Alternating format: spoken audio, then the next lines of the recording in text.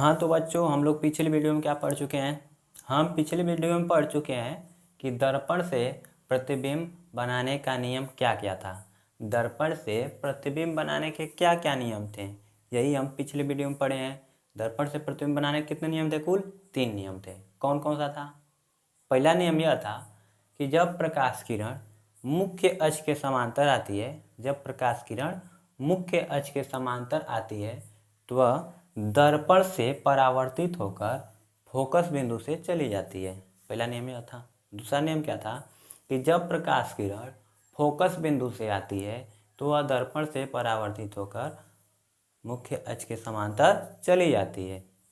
तीसरा नियम क्या पढ़े थे? जब प्रकाश किरण वक्रता केंद्र से होकर आती है तो वह दर्पण से परावर्तित होकर उसी पथ पर पुनः वापस लौट जाती है। क्या पढ़े थे कि जब प्रकाश किरण वक्रता केंद्र से होकर आता है, किससे? वक्रता केंद्र से होकर आता है तो वह दर्पण से परावर्तित होकर उसी पथ पर पुनः वापस लौट जाता है।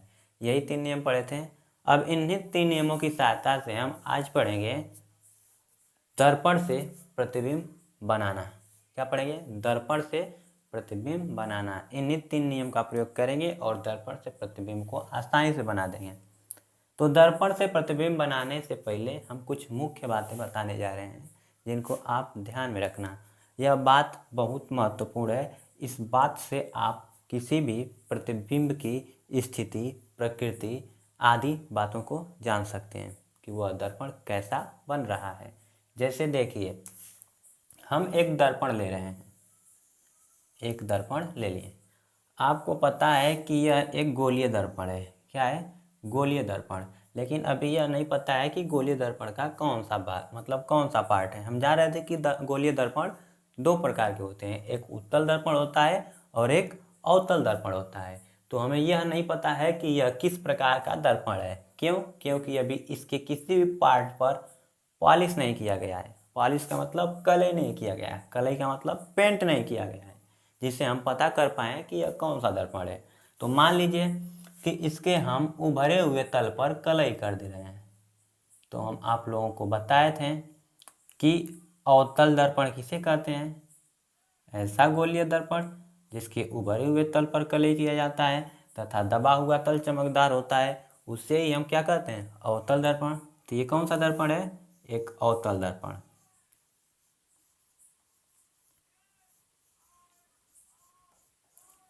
हम एक अवतल दर्पण ले लिए। अब समझिए, यह एक अवतल दर्पण है।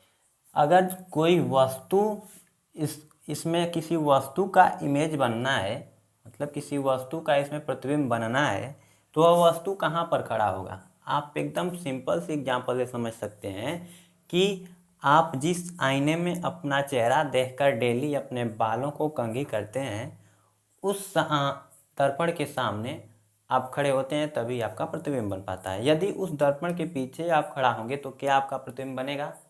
आपका प्रतिबिंब नहीं बनेगा। अगर आप दर्पण के सामने खड़े रहेंगे तभी आपका प्रतिबिंब दर्पण में बनेगा। तो ये इस बात से हमें पता चलता है कि किसी भी दर्पण में प्रतिबिंब बनाने के लिए उसके सामने वस्तु का होना आवश्यक है।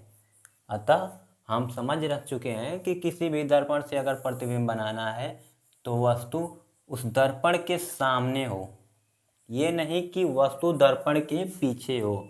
अगर वस्तु दर्पण के पीछे होगी तो उसका प्रतिबिंब नहीं बनेगा। असंभव है प्रतिबिंब का बनना, वो कभी बन ही नहीं सकता। ठीक, पहली बात यही है। याद करते चलो, ध्यान में बात बैठाते चलो कि पहला बात यह है, किसी वस्तु का प्रतिबिंब बनने के लिए वस्तु का दर्पण के सामने होना आवश्यक है, दर्पण के पीछे नहीं। यह दर्पण का पीछे का भाग है। जिधर कलई किया गया है उसे दर्पण का पीछे का भाग कहेंगे और जो चमकदार भाग होगा वही दर्पण का सामने का भाग होगा। समझ में आया? ठीक। अब ये बात ध्यान से देखो, जब कोई वस्तु दर्पण के सामने होगी तो उसका प्रतिबिंब बनेगा। तो उसका कैसा प्रतिबिंब? उसका प्रतिबिंब बनेगा। अब वह प्रतिबिंब कैसा बनेगा तो इसको समझो। अगर कोई वस्तु दर्पण के सामने रखी गई है, ये हम ध्यान से समझना, यही बात बहुत बड़ी बात है। छोटी छोटी बातें ही बहुत बड़ी बातें हो जाती हैं, इसी से बच्चे समझ नहीं पाते हैं। तो इन्हीं छोटी बातों को एकदम ध्यान से देखो। ये क्या है, जब कोई वस्तु दर्पण के सामने रखी गई हो, मान लो यह एक वस्तु है, अभी जब हम प्रतिबिंब बनाना सीखेंगे तो हम वस्तु को ऐसे ही बनाएंगे, वस्तु को ऐसे ही बनाना सीखेंगे, ठीक।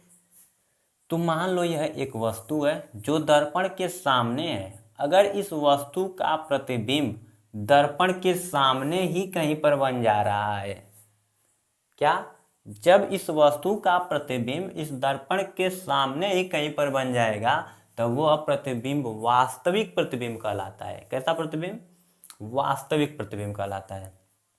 क्योंकि कोई भी चीज अगर सामने है तो उसे वास्तविक ही कहा जाता है। जैसे कि मैं इस समय आप लोगों के सामने पढ़ा रहा हूँ, तो मैं इस समय वास्तविक पढ़ा रहा हूँ, मतलब कि वास्तव में तुम लोग मुझे देख पा रहे हो। अगर मैं कैमरा के पीछे होकर ऐसे पढ़ाऊँ जिस तरह, जैसे कि तुम मुझे देख ना पाओ, केवल आवाज़ ही सुनो, तो क्या कहोगे कि यह आभासी है। क्या यहाँ आभास हो रहा है कि कोई पढ़ा रहा है। लेकिन यदि मैं कैमरा के सामने आकर ऐसे पढ़ाऊँ तो आप लोग पता चल जा रहा है कि अब कोई वास्तव में है, कोई वास्तविक पढ़ा रहा है। तो जब किसी वस्तु के सामने मतलब दर्पण के सामने ही प्रतिबिंब बन जाता है तो वह कौन सा प्रतिबिंब कहलाएगा, वह वास्तविक प्रतिबिंब कहलाएगा। लेकिन अगर इसके पीछे प्रतिबिंब बन जाता है तो उसे आभासी प्रतिबिंब कहते हैं। अगर दर्पण के पीछे प्रतिबिंब बना, दर्पण के पीछे प्रतिबिंब बन जाएगा तो उसे क्या कहेंगे, आभासी प्रतिबिंब कहेंगे। यह दर्पण के पीछे बन गया तो वह क्या है, आभासी प्रतिबिंब है, आभासी प्रतिबिंब। दूसरी बात, पहली बात क्या थी कि यदि किसी वस्तु का दर्पण से प्रतिबिंब बनाना है तो उस वस्तु को दर्पण के सामने होना आवश्यक है, यह पहली बात थी। दूसरी बात क्या बताए हैं कि यदि किसी वस्तु का प्रतिबिंब दर्पण के सामने बन जाता है तो वह प्रतिबिंब कैसा होगा, वास्तविक होगा। और यदि प्रतिबिंब दर्पण के पीछे बन गया तो वह प्रतिबिंब आभासी होगा। ये पहले ध्यान में रखो, ठीक। दूसरी बात हो गई। अब तीसरी बात क्या है कि यदि कोई वस्तु का प्रतिबिंब वास्तविक बन रहा है, किसी वस्तु का प्रतिबिंब वास्तविक बन रहा है, तो उस वस्तु का जो प्रतिबिंब है वह सदैव उल्टा होगा। अगर प्रतिबिंब वास्तविक है तो वह प्रतिबिंब उल्टा होगा, इतना ध्यान में रखना। जब भी प्रतिबिंब वास्तविक बनेगा तो वह उल्टा ही बनेगा, ठीक। और तीसरी बात होगी। चौथी बात यह है कि अगर प्रतिबिंब आभासी बन रहा है, आभासी, अगर प्रतिबिंब आभासी बन रहा है तो वास्तव में वह सीधा होगा। मतलब यदि प्रतिबिंब आभासी बनेगा तो यह क्लियर है, यह निश्चित है कि वह सीधा होगा। दो बातें एकदम ध्यान में रखना। प्रतिबिंब अगर उल्टा बना, मतलब प्रतिबिंब यदि वास्तविक बना तो वह उल्टा बनेगा। प्रतिबिंब यदि वास्तविक बन रहा है तो वह उल्टा बनेगा, लेकिन प्रतिबिंब यदि आभासी बनेगा तो वह सीधा होगा, ठीक। अब आगे की बात ध्यान से देखो। अब हम अवतल दर्पण से प्रतिबिंब को बनाने का प्रयत्न करते हैं। क्या करेंगे, अब अवतल दर्पण से हम प्रतिबिंब बनाने का प्रयत्न करेंगे। चलिए देखते हैं कि अवतल दर्पण से प्रतिबिंब कैसे बनता है। हम जान रहे हैं कि यह एक अवतल दर्पण है। क्या है, अवतल दर्पण है। और आप लोग यह भी पढ़ चुके हैं कि किसी दर्पण में क्या क्या होता है। जैसे कि इस दर्पण के दोनों सिरों का एकदम जो मध्य बिंदु होता है, इससे हम लोग क्या कहते हैं, ध्रुव कहते हैं। क्या, ध्रुव यानी पोल, इसे P से दर्शाते हैं। और हम जान रहे हैं कि इस दर्पण, जो यह दर्पण है, यह किसी गोले का एक भाग है। गोले का भाग है कि नहीं, यहाँ से देखो ये गोला बन जाएगा ना, तो यह एक गोले का भाग है। इस गोले के भाग को, इस गोले का जो भाग होता है उसका केंद्र जो होता है, उस केंद्र को इस दर्पण की वक्रता केंद्र कहते हैं। क्या कहते हैं, वक्रता केंद्र। इसे C से दर्शाते हैं, इसे कहते हैं कर्वेचर ऑफ सेंटर, इसीलिए इसे C से प्रेजेंट करते हैं। तीसरी बात, हम जानते हैं कि वक्रता केंद्र और ध्रुव का जो बीच की दूरी होती है उसका एक मध्य बिंदु फोकस बिंदु कहलाता है। यह क्या है? फोकस बिंदु। तो किसी दर्पण के बारे में इतना जानना अति आवश्यक है कि दर्पण में क्या क्या होता है। दर्पण के दोनों सिरों का मध्य बिंदु ध्रुव कहलाता है। दर्पण जिस गोले का भाग होता है उस गोले का केंद्र दर्पण का वक्रता केंद्र कहलाता है। और वक्रता केंद्र व ध्रुव के बीच की दूरी का जो मध्य बिंदु होता है उसे हम फोकस बिंदु कहते हैं। इसे हम फोकस बिंदु कहेंगे, फोकस कहेंगे, मुख्य फोकस कहेंगे, ये सब नाम इसका होता है। आपको जो दिखाई दे वो समझ जाइएगा। इतना समझ में आ गया? अब आगे देखते हैं। अब ये बात और एक बात आपको ध्यान में रखनी है। पहली पॉइंट कि अवतल दर्पण से क्या, अवतल दर्पण से अधिकतम 6 प्रकार के प्रतिबिंब बनाए जा सकते हैं। अवतल दर्पण से कितने प्रकार के प्रतिबिंब बनाए जा सकते हैं? अवतल दर्पण से अधिकतम 6 प्रकार के प्रतिबिंब बनाए जा सकते हैं। कितने प्रकार के? 6 प्रकार के प्रतिबिंब बनाए जा सकते हैं। कौन कौन? तो पहला प्रतिबिंब कब बनेगा? जब वस्तु अनंत पर रखी हो तो उसका प्रतिबिंब अवतल दर्पण में कैसे बनेगा? पहली स्थिति यही है ना कि जब वस्तु अनंत पर हो तो उसका प्रतिबिंब दर्पण में कैसे बनेगा, पहला। दूसरा यह है कि जब वस्तु वक्रता केंद्र व अनंत, मान लीजिए कि यहाँ पर अनंत है, तो जब वस्तु अनंत पर रखी रहेगी, क्योंकि हम जानते हैं कि अनंत पर रखी वस्तु हमें दिखाई नहीं देने वाली है, इसलिए हम यहाँ पर कोई वस्तु नहीं मान रहे हैं लेकिन वह दिखाई नहीं दे रहा है। तो मान लीजिए कि यहाँ पर कोई वस्तु रखी है, तो एक वस्तु तो अनंत पर हो सकती है, पहला कंडीशन था, मतलब पहली स्थिति। दूसरी स्थिति यह है कि एक वस्तु अनंत व वक्रता केंद्र के बीच में कहीं पर भी रख सकते हैं, या तो यहाँ रख दें, या तो यहाँ हो सकती है, या तो यहाँ हो सकती है, या तो यहाँ हो सकती है, कहीं पर भी वक्रता केंद्र और अनंत के बीच में। ये दूसरी स्थिति है, मतलब कि 2 प्रकार का हो गया। तीसरे प्रकार का प्रतिबिंब कैसे बन सकता है? जब वस्तु सीधे फोकस और वक्रता केंद्र पर हो। तीसरे प्रकार का प्रतिबिंब कैसे बन सकता है? जब वस्तु वक्रता केंद्र पर होगा तो उसका प्रतिबिंब कुछ अलग ही होगा। अब चौथा क्या हो सकता है? जब वस्तु C व F के बीच में होगा, तब कहीं पर भी हो सकता है, या तो यहाँ रहे, या तो यहाँ रहे, या तो यहाँ रहे, कहीं पर रहे, लेकिन C और F के बीच में रहेगा, तब एक प्रकार का बनेगा प्रतिबिंब। और एक प्रकार का प्रतिबिंब यहाँ पर F पर, जब फोकस पर कोई वस्तु रहे तो उसका एक प्रतिबिंब बनेगा। और अगला स्थिति है कि F और P के बीच में कहीं पर भी जब वस्तु रहेगा तो उसका प्रतिबिंब बनेगा। तो आप देखते हैं कि इस प्रकार 6 पूरी स्थितियां बन चुकी हैं। कितनी? 6 स्थितियां। पहला क्या था? अनंत पर। दूसरा क्या था? C और अनंत के बीच कहीं पर भी। और तीसरा क्या था? C पर। चौथा क्या था? F और C के बीच कहीं पर भी। पांचवा क्या था? F पर। छठवां क्या है? F और P के बीच कहीं पर भी। इतने प्रकार की मतलब कि इतने जगहों पर वस्तुओं को रखा जा सकता है। 6 स्थान पर हम वस्तुओं को रख सकते हैं और उनका प्रतिबिंब बना सकते हैं। तो अर्थात आप समझ सकते हैं कि अवतल दर्पण से कुल 6 प्रकार का प्रतिबिंब बनता है। कितने प्रकार का? कुल 6 प्रकार का प्रतिबिंब बनेगा। अवतल दर्पण से कुल कितने प्रकार का प्रतिबिंब बनेगा? 6 प्रकार का प्रतिबिंब बनेगा। तो आइए अब हम समझते हैं पहली स्थिति, जब वस्तु अनंत पर रखी हो तो अवतल दर्पण से प्रतिबिंब कैसे बनता है। तो हम पहले लिख ले रहे हैं अवतल दर्पण से प्रतिबिंब का बनना। अवतल दर्पण से प्रतिबिंब का बनना, प्रतिबिंब का बनना। आइए हम अवतल दर्पण से प्रतिबिंब बनाते हैं। तो हम लोग जान चुके हैं कि अवतल दर्पण से 6 प्रकार के प्रतिबिंब बन सकते हैं। तो पहला प्रकार का प्रतिबिंब कैसे बनेगा? तो पहला प्रकार का प्रतिबिंब तब बनेगा जब वस्तु अनंत पर रखी हो। कहाँ रखी हो? अनंत पर। हो, जब वस्तु अनंत पर हो तब कैसे प्रतिबिंब बनेगा। तो हम बनाते हैं यहाँ पर एक अवतल दर्पण। ये कौन सा दर्पण है? यह एक अवतल दर्पण है। ये क्या है? ध्रुव है।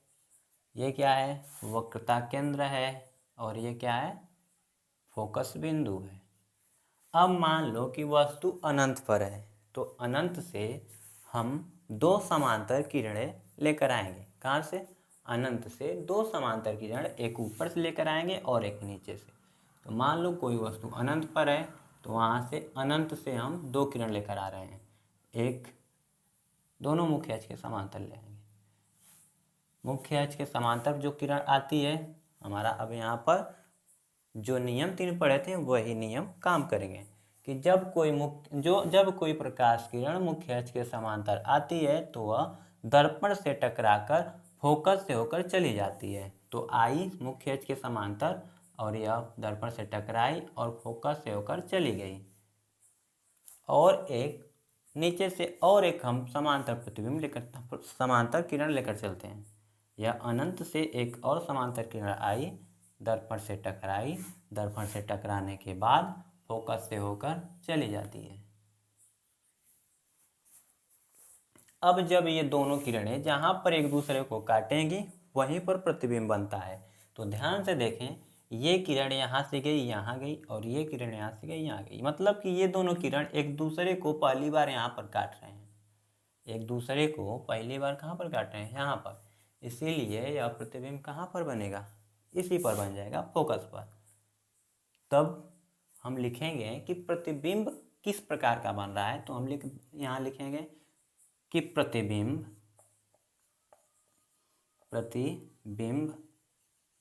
अब हम प्रतिबिंब के बारे में बता दे रहे हैं कि वह यहाँ पर प्रतिबिंब कैसा बन रहा है। तो प्रतिबिंब देखिए, प्रतिबिंब कैसा बन रहा है। प्रतिबिंब देखो बहुत छोटा बना है कि नहीं? बिंदु नुमा बना है ना, एक बिंदु पर ही बन रहा है तो बिंदु नुमा ही होगा। तो क्या कहेंगे कि प्रतिबिंब बहुत छोटा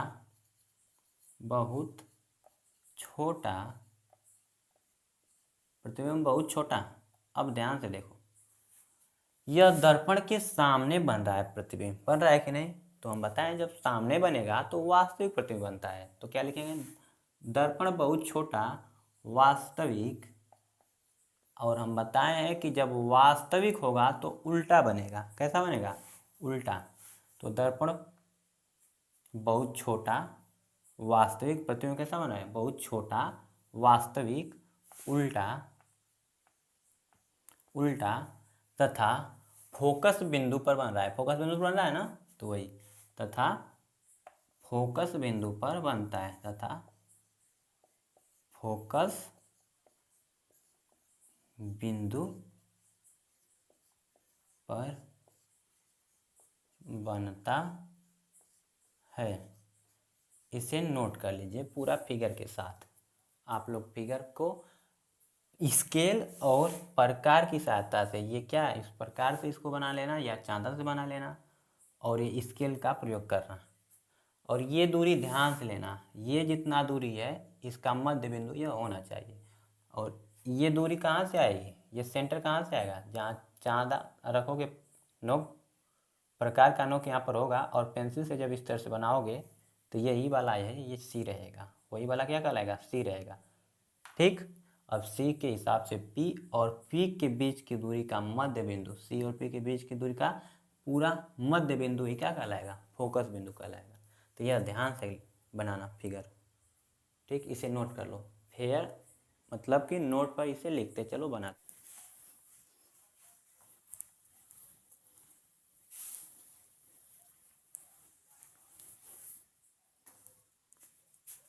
अब हमें दूसरी स्थिति समझनी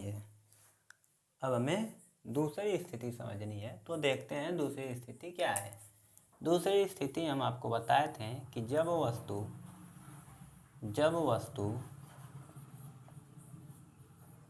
अनंत व वक्रता केंद्र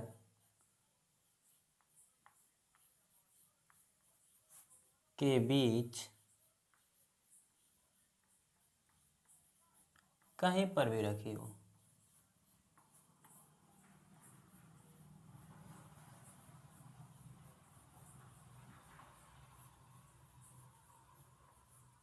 दूसरी स्थिति क्या है बच्चों, ध्यान से देखो। दूसरी स्थिति क्या है कि जब वस्तु अनंत व वक्रता केंद्र के बीच कहीं पर भी रखी हो। तो ध्यान से देखें, ये कौन सा दर्पण है, हम अवतल दर्पण पर पढ़ रहे हैं, तो हम लोग अवतल दर्पण बना लिए। ये देखिए ध्यान से, ये अवतल दर्पण है कि नहीं, अवतल दर्पण ही है। अब अवतल दर्पण का ये दोनों सिरों के बीच का बिंदु क्या कहला जाएगा, ध्रुव कहला गया। ध्रुव, इसी को पोल कहते हैं, पी से दर्शाते हैं। अब ये ध्रुव को काटते हुए एक अक्ष खींच देंगे, इसको क्या कहते हैं, मुख्य अक्ष। वक्रता केंद्र का नहीं, ये जो दर्पण है इसका वक्रता केंद्र कहीं इधर होगा। अब इसके P और C का मध्य बिंदु F कहीं यहाँ पर होगा। अब हम ये बनाने जा रहे हैं कि जब वस्तु अनंत व वक्रता केंद्र के बीच कहीं पर भी हो, तो हम मान ले रहे हैं कि वस्तु यहाँ पर है। देख लो, वस्तु को हमेशा कैसे बनाएंगे, ऐसे ही बनाएंगे, और प्रतिबिंब भी ऐसा ही बनेगा। ठीक, अगर जो ये नोक ऊपर है तो प्रतिबिंब सीधा बन रहा है, अगर जो इस मुख्य अक्ष के ऊपर इस तरह से तो प्रतिबिंब सीधा है। लेकिन अगर जो हम ऐसे बना दिए हैं तो यह प्रतिबिंब उल्टा हो जाएगा। अगर जो प्रतिबिंब ऐसा बन रहा है, चाहे ये बने चाहे ये बने, अगर जो ऐसा बनेगा ऊपर की ओर है तो सीधा, नीचे की ओर है तो उल्टा। ठीक, तो वस्तु कहाँ रखा है, C और अनंत के बीच में कहीं पर भी रखा है। तो हम क्या करेंगे कि दो प्रकार की किरण आरेख को इसके सर से भेजेंगे। पहला, मुख्य अक्ष के समांतर भेजेंगे। तो हम जानते हैं कि मुख्य अक्ष के समांतर जाने वाली प्रकाश किरण फोकस से होकर चली जाती है, फोकस से होकर चली गई। और हम पढ़े हैं कि कोई प्रकाश किरण यदि फोकस से आए तो वह मुख्य अक्ष के समांतर चली जाती है, मुख्य अक्ष के समांतर। तो देखिए ये दोनों एक दूसरे को यहाँ पर काट रहे हैं, तो कहाँ पर प्रतिबिंब बनेगा, यहीं पर प्रतिबिंब बन गया। अब देखो, दर्पण के सामने बना है तो प्रतिबिंब कैसा होगा, वास्तविक होगा। और हम बताए हैं कि जब प्रतिबिंब वास्तविक बनता है तो उल्टा बनता है, तो यह वास्तविक और उल्टा है। कहाँ पर बन रहा है, तो यह F और C के बीच में बन रहा है। बीच में का मतलब कि बीच में कहीं पर, एकदम बीचों बीच में नहीं, बीच में बन रहा है कहीं पर। ठीक, और यह वस्तु से छोटा बन रहा है। कैसा बन रहा है, वस्तु से छोटा बन रहा है। तो यहाँ पर हम क्या करेंगे, हम प्रतिबिंब के बारे में लिखेंगे। क्या लिखेंगे, प्रतिबिंब। प्रतिबिंब वास्तविक, वास्तविक, और हम जान रहे हैं कि जब वास्तविक बनेगा तो उल्टा बनेगा। प्रतिबिंब वास्तविक उल्टा C व F के बीच तथा वस्तु से छोटा बन रहा है। यह वस्तु इतना बड़ा है, प्रतिबिंब इतना छोटा, वस्तु से छोटा बन रहा है कि नहीं। तो लिखेंगे, तो क्या लिखेंगे, प्रतिबिंब वास्तविक उल्टा C व F के बीच तथा वस्तु से छोटा बनता है, वस्तु से छोटा बनता है, छोटा बनता है। इसे नोट कर लो। मिटा दे, मिटा दे रहे हैं, स्क्रीनशॉट ले लेना, बाद में नोट कर लेना, नहीं तो अभी नोट कर लो। अगर जो फास्ट नोट करने वाले हो तो अभी नोट कर लो, नहीं तो बाद में नोट करना, स्क्रीनशॉट ले लो।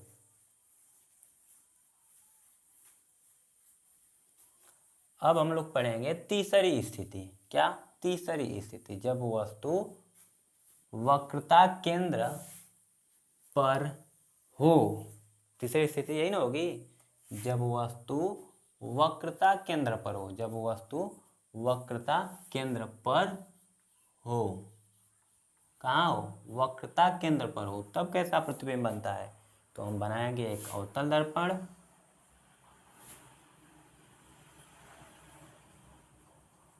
अब ये ध्रुव है, ध्रुव है, इसका ये सेंटर कहीं यहाँ पर होगा सी, इसका मध्य बिंदु ये है तो फोकस यहाँ पर होगा। अब वस्तु कहाँ पर है, वक्रता केंद्र पर है, तो हम एक प्रकाश किरण मुख्य अक्ष के समांतर भेजते हैं, तो वह कहाँ से होकर जाएगी, फोकस से होकर चली जाती है। और एक हम किरण मुख्य फोकस से भेजेंगे, तो यह कहाँ से होकर जाएगा, मुख्य अक्ष के समांतर चला जाएगा। तो ध्यान से देखो, यह प्रतिबिंब दोनों एक दूसरे को यहाँ पर काट दे रहे हैं, दोनों एक दूसरे को कहाँ पर काट रहे हैं, यहाँ पर। तो हमारा वस्तु जो है यहीं पर बन जा रहा है, प्रतिबिंब कहाँ पर बन रहा है, तो प्रतिबिंब यहीं पर बन जा रहा है। वस्तु अगर जो सी पर है तो प्रतिबिंब भी सी पर बन रहा है, देख लो, यही मुख्य स्थिति है कि वस्तु का प्रतिबिंब कब बराबर बनता है। जब वस्तु सी पर हो तो उसका प्रतिबिंब सी पर बनेगा, वस्तु जितनी बड़ी होगी प्रतिबिंब उतना बड़ा बनेगा। वस्तु के सामने दर्पण के सामने बन रहा है तो वास्तविक बनेगा, और वास्तविक जब भी बनेगा तो उल्टा बनेगा। तो ध्यान से देखो, अब प्रतिबिंब के बारे में लिखते हैं, किसके बारे में, प्रतिबिंब। प्रतिबिंब कैसा बन रहा है, प्रतिबिंब वास्तविक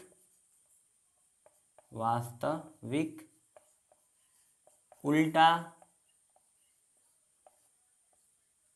वास्तविक उल्टा सी पर तथा वस्तु के बराबर बनता है, तथा वस्तु के बराबर बनता है, बराबर बनता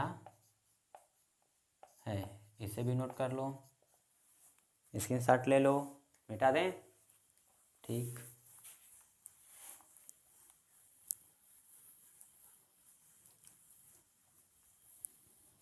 अब हम लोग पढ़ेंगे चौथी स्थिति। क्या पढ़ेंगे, चौथी स्थिति। तो चौथी स्थिति क्या है, जब वस्तु सी व एफ के बीच में हो, कहाँ पर हो, सी व एफ के बीच कहीं पर भी हो, बीच कहीं पर भी हो, कहीं पर भी हो। मुख्य ये है हमारा पोल और ये है मुख्य अक्ष, हाँ पोल यहीं पर होगा, तब मुख्य अक्ष। वक्रता केंद्र इसका देखिए तो वक्रता केंद्र लगभग यहाँ पर होगा और फोकस बिंदु यहाँ पर होगा। तो वस्तु इन्हीं के बीच में कह रहा है, कहीं पर है।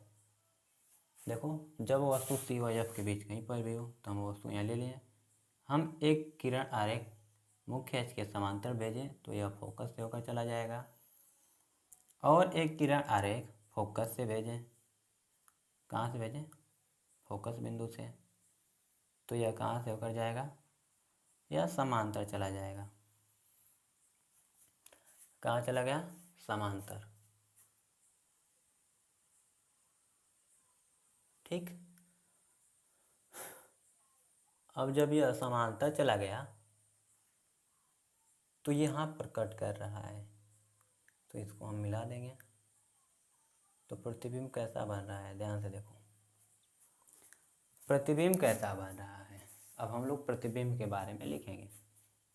ये तीर इधर तीर लगा देंगे, कैसे कैसे कहाँ जा रहा है, यहाँ से आ रहा है लड़का चला गया, यहाँ से आ रहा है लड़का चला गया। प्रतिबिंब के बारे में लिखेंगे, प्रतिबिंब कैसा बन रहा है। अब आप लोग बताओ, प्रतिबिंब सामने बन रहा है तो वास्तविक होगा, वास्तविक कहाँ पर बन रहा है, वास्तविक है, वास्तविक होगा तो उल्टा होगा, ये भी लिख देंगे, वास्तविक उल्टा कहाँ पर बन रहा है, तो सी के पीछे और अनंत, सी और अनंत के बीच में, क्या कहेंगे, सी और अनंत के बीच में, सी और अनंत के बीच तथा देखिए यहाँ पर वस्तु से, यहाँ पर प्रतिबिंब हम बड़ा हो गया, वस्तु से प्रतिबिंब बड़ा, सी और इनफाइनाइट के बीच तथा वस्तु से बड़ा, वस्तु से बड़ा बनता है, बनता है। नोट कर लो बाबू, ध्यान से नोट करो। प्रतिबिंब कहाँ बन रहा है, सी के पीछे और अनंत के बीच बनेगा। अगर जो तुम लोग का इधर बन रहा है कहीं पर, तो मान लो कि गलत तुम लोग इमेज बना रहे हो, फिर से उसे बनाना किरण आरेख, ठीक। प्रतिबिंब हमेशा इस सी के पीछे ही बनेगा। जब भी सी और एफ के बीच में रखेंगे वस्तु को, तो प्रतिबिंब सी और अनंत के बीच में कहीं पर बनेगा, ठीक। इसे नोट करो, मिटा दें। चलो अब हम लोग समझेंगे पांचवी स्थिति के बारे में। क्या पांचवी स्थिति क्या है, पांचवी स्थिति, तो पांचवी स्थिति क्या हो जाएगी, जब वस्तु एफ पर हो, कहाँ हो, एफ पर हो। अब वस्तु कहाँ पर रहेगी, एफ पर ना, पांचवी स्थिति यही है ना, जब वस्तु एफ पर हो, कहाँ पर हो, एफ पर हो, तब कैसा प्रतिबिंब बनेगा। तो ये हम ले लिए एक अवतल दर्पण, अब वस्तु को हम रखेंगे एफ पर, ये है हमारा पी, ये है सी और ये है एफ, हम रख रहे हैं वस्तु को एफ पर। अब एक जाएगा समांतर, समांतर गया तो फोकस से होकर चला आया, और देखो एक भेजेंगे वक्रता केंद्र से, तो वक्रता केंद्र से जब भेजेंगे तो इसके सर से होते हुए जाएगा, तो वक्रता केंद्र से भेज रहे हैं, देखो इसके सर से होते हुए गया। अब ध्यान दो कि जब वक्रता केंद्र से हम कोई भेजते हैं तो वो उसी पथ पर वापस लौट आता है, ये पढ़े हैं कि नहीं हम लोग। तो ये हम भेज दिए, ये भेजे हैं और ये लौट कर वापस आ गया, अब वापस आ गया तो इधर जाएगा वापस। तो ध्यान से देखो कि हम अगर इन दोनों, इसको भी इधर बढ़ाएं और इसको या तो पीछे बढ़ा दें या तो आगे बढ़ा दें, तो ये दोनों एक दूसरे को कहीं काटने वाले नहीं हैं, ये दोनों एक दूसरे से समांतर हैं, समांतर हैं, किसी को काटेंगे नहीं। तो हम लोग मान लेंगे कि यह अनंत पर एक दूसरे को काटेंगे, कहाँ पर काटेंगे, अनंत पर, तो प्रतिबिंब कहाँ पर बनेगा, अनंत पर। जब भी ये एक दूसरे को काटेंगे वहीं पर प्रतिबिंब बनेगा। तो हम मान लें कि यह अनंत पर एक दूसरे को काट देंगे, तब प्रतिबिंब कहाँ बनेगा, अनंत पर। कैसा बनेगा, अनंत पर। और यहाँ देखो कहाँ बनेगा, इधर ही बनेगा, तो दर्पण के सामने बन रहा है ना, तो प्रतिबिंब कैसा होगा, वास्तविक होगा, प्रतिबिंब वास्तविक होगा। अब प्रतिबिंब जब वास्तविक होगा तो कैसा रहेगा, उल्टा, उल्टा बनेगा। और अनंत पर बन रहा है ना, तो जब भी कोई भी वस्तु अनंत पर हो या प्रतिबिंब अनंत पर हो तो वह बहुत बड़ा रहता है, बहुत बड़ा। तो यह अनंत पर बनेगा ना, तो प्रतिबिंब बहुत बड़ा बनेगा। कैसा बनेगा, बहुत बड़ा। तो हम लोग प्रतिबिंब के बारे में क्या लिखेंगे, प्रतिबिंब अनंत पर, अनंत पर वास्तविक, वास्तविक, वास्तविक है तो उल्टा, तथा बहुत बड़ा बनता है, तथा बहुत बड़ा बनता है, बहुत बड़ा बनता है, ठीक। अब हम लोग पढ़ेंगे छठवीं स्थिति के बारे में, और छठवीं स्थिति सबसे महत्वपूर्ण है क्योंकि लोग इसी को बार बार पूछ लेते हैं और परीक्षा में भी वही पूछ लेता है। ध्यान से देखेंगे, इसे नोट कर लो, मिटा दे रहे हैं। अब हमें पढ़ना है छठवीं स्थिति। छठवीं, जब वस्तु यफ व, जब वस्तु यफ व पी के बीच में हो। छठवीं स्थिति क्या है, जब वस्तु यफ व P के बीच कहीं पर हो, बीच कहीं पर हो। तो ध्यान से देखो, ये हमारा P, ये हमारा C और ये हमारा F। तो जब वस्तु P और F के बीच कहीं पर भी हो तो हम यहाँ पर रख दे रहे हैं, रख दिए हैं। अब हम एक समांतर भेजेंगे तो यह किससे होकर जाएगा, फोकस से, जो हमारा नियम कहता है वही कर रहे हैं। समांतर भेजेंगे तो फोकस से होकर जाएगा। अब वक्रता केंद्र से एक भेज दे रहे हैं, तो वक्रता केंद्र से एक भेज दिए। अब हम पढ़े हैं कि यदि वक्रता केंद्र से भेजेंगे तो वह उसी पथ पर वापस आ जाएगा। आ गया वापस, आ गया ना। अब ध्यान से देखो कि इधर हम बढ़ाते जाएंगे, बढ़ाते जाएंगे, बढ़ाते जाएंगे, बढ़ाते जाएंगे तो क्या एक दूसरे को काटेगा, कभी फैलता आ जाएगा। लेकिन यदि हम पीछे इसको बढ़ा देंगे तो एक दूसरे को काट देगा, कटेगा कि नहीं, कटेगा ना। हाँ, तो जब भी कहीं पर भी ये रेखाएं एक दूसरे को काट देंगी तो प्रतिबिंब वहीं पर बनेगा। तो ये पीछे अगर उस काट रही है तो प्रतिबिंब कहाँ पर बनेगा, पीछे। तो हम इसको पीछे मिला देंगे, और पीछे जब भी मिलाएंगे तो एक डॉट डॉट लाइन वाली, एक डॉट डॉट से मिलाएंगे।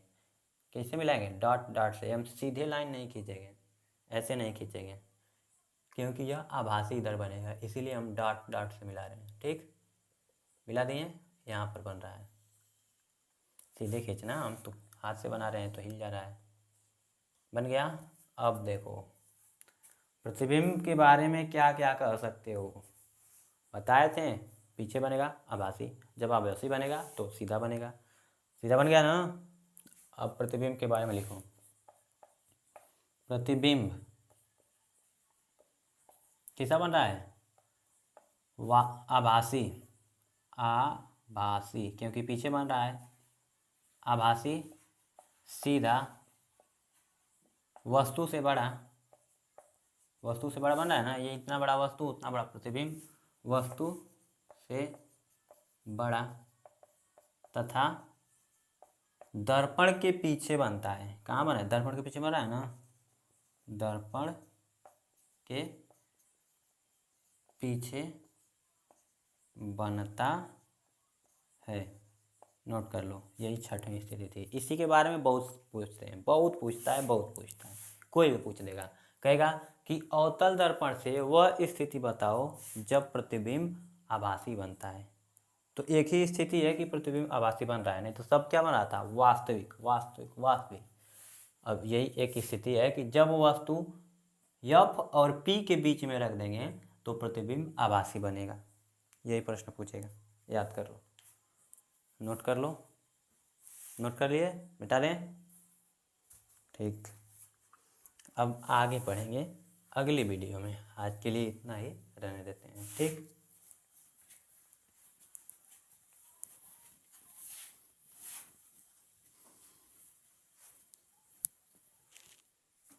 ठीक, तो अब कल मिलेंगे।